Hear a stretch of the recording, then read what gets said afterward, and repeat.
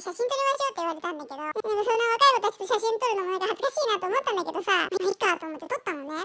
でさ、それがこれなんだけど、この私めっちゃ可愛くない？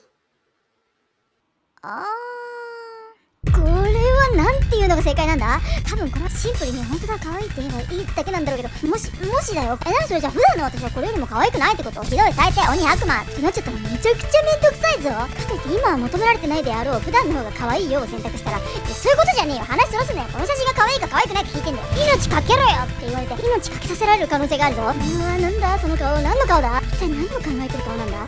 冷静に考える。これはどの答えを選択したって結局正解がないんだ。人生の選択と一緒だ。よし分かったぞ。今僕が生き残るために唯一できる方法は答えを出さないことだ。どう思う？めっちゃ可愛くないこれ？ねえ。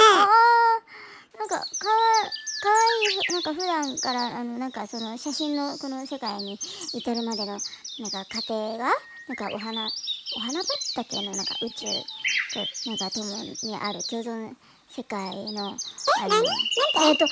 うだね。可愛いというなんか心をやるしかみたいな生物基準その古のなんかの伝わりし待って、この写真よりも実物の方が可愛いってこと？そういう